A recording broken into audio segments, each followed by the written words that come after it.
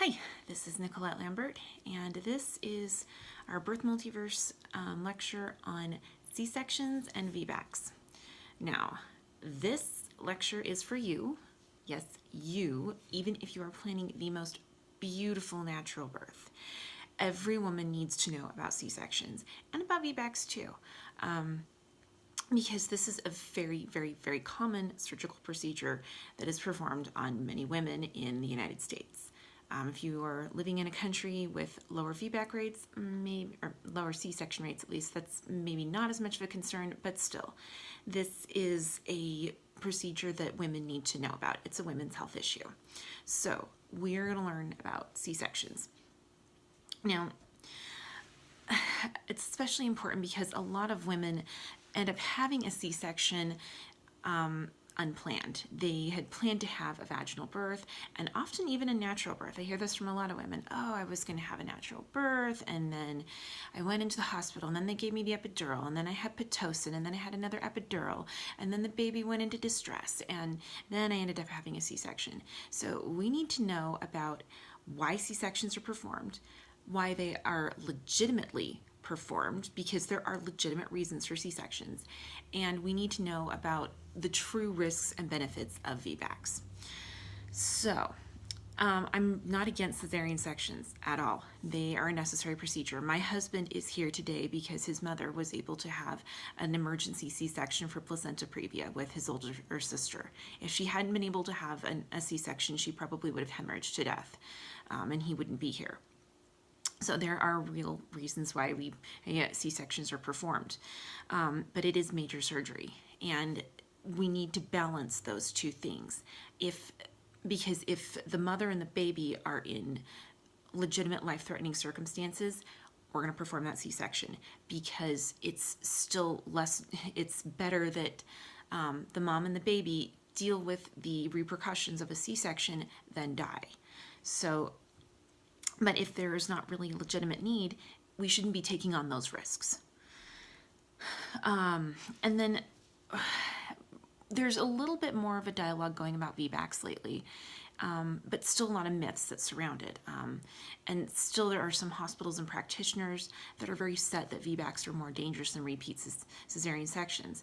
And that cannot be made as a blanket policy. That is not good health care. That is not good health policy. It's not good medicine, because every woman and every baby have different circumstances in regards to the needs for a C-section and how dangerous or how safe a VBAC is. So the cesarean rate in the United States is one of the highest in the world at over 30%. That means that 1/3 of all babies that are being born right now are born by cesarean. Now remember, women are biologically designed to birth vaginally. So the fact that we are having 1/3 of all of our babies born as C-sections is not in congruence with human biology. And we can only expect that there are going to be, again, repercussions. Consequences to that, negative consequences. Now, elective C-sections are only a very small part of this number of C-sections that are being performed. Sometimes I hear people say, oh, well, it's all these women who are afraid of giving birth and they just want to have an elective C-section. Actually, those are a very, very small portion. Most of those C-sections are falling in this sort of gray area of, oh, well, the baby went into distress, or the doctor says my baby's too big, and things like that. Now, what should the C-section rate really be? Well, the World Health Organization says that a 5 to 10% cesarean rate is considered optimal. Now, again, think about that. That means that we are 3 to 6 times over what is an optimal cesarean rate.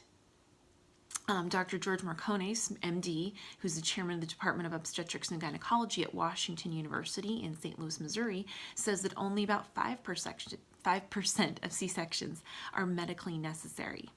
And if you take a look at the C-section stoplight handout, that will give you a brief summary of some of the circumstances when C-sections are legitimately needed, when they are legitimately not needed, and then some of those gray areas where they may be necessary but may not be.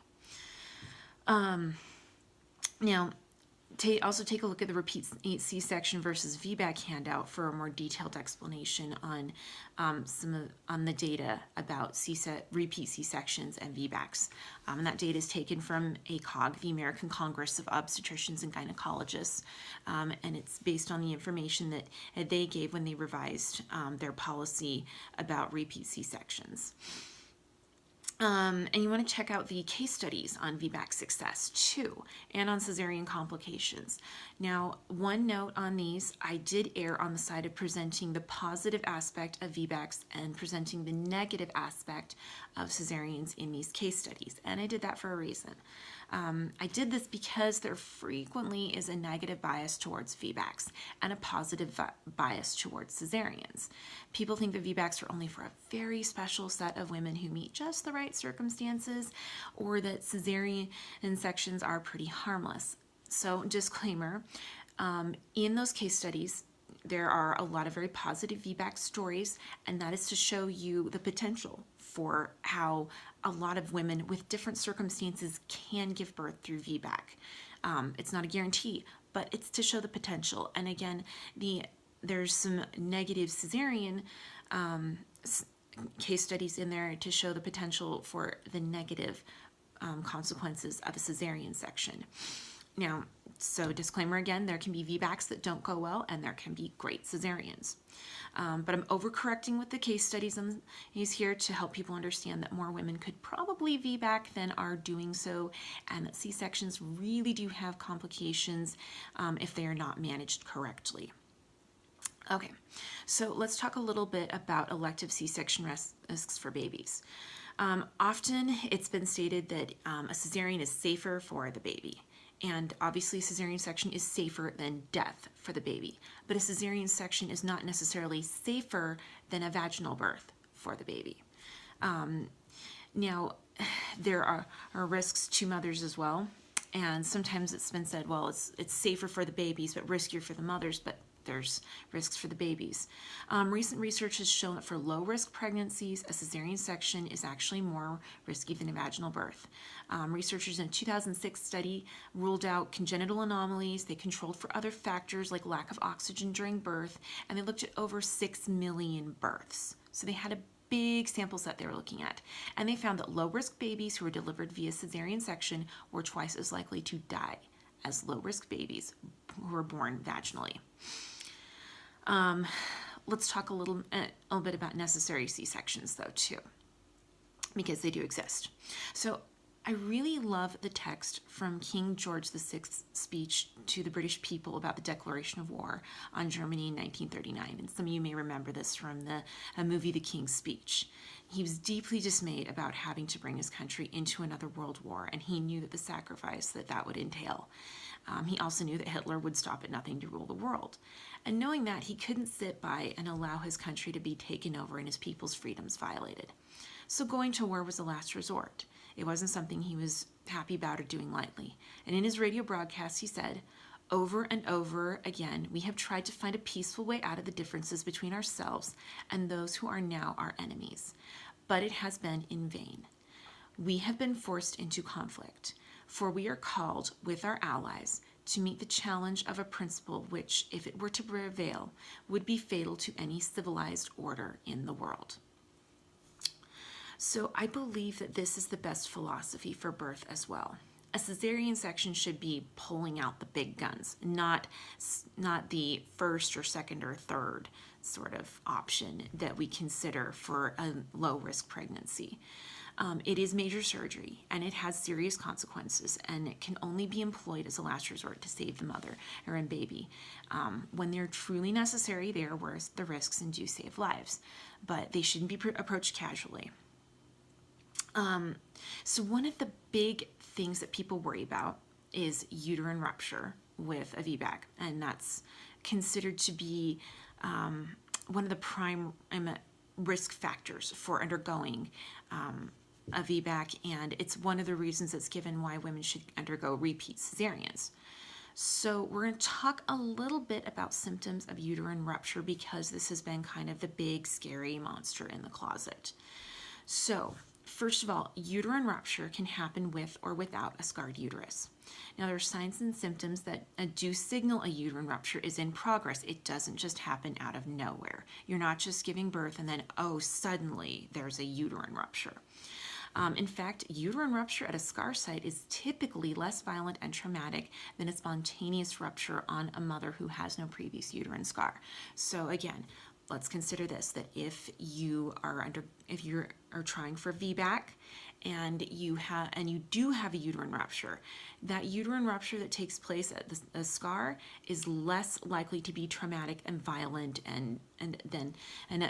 for a woman who has an unscarred uterus and has a uterine rupture. But there's some things to watch for. So things you can look for a uterine rupture. In about 80% of uterine rupture cases, the baby's heart rate will decelerate for a long period of time. And about 54% of uterine rupture cases present with other abnormal fetal heart rate patterns.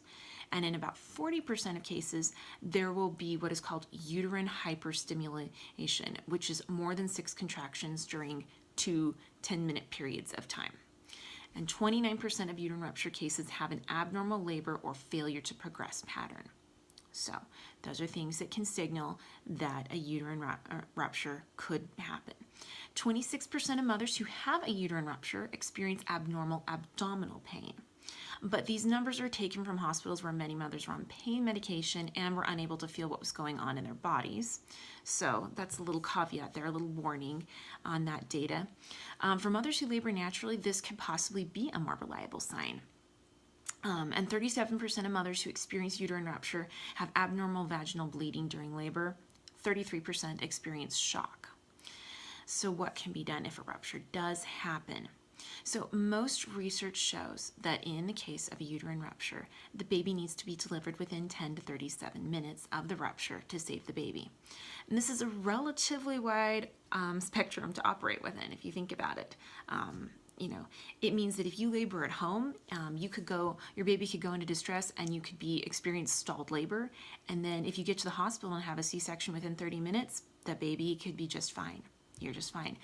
But it also means that if you are laboring in a hospital and it takes 15 minutes for surgery to happen when the baby needed 10, it could be too late. So we can't employ a lot of blanket sort of statements about where, when, how, what is needed for everyone, because it's very individual. And this is, again, why cesarean sections and Vbacs need to be taken on a very case-by-case basis, and why we as women need to know about them so that we are informed to make the decisions that we need to for ourselves and our babies. Because not all of us we're not going to fit into this sort of cookie-cutter blanket statement on how, on whether repeat C-section or Vbac should happen.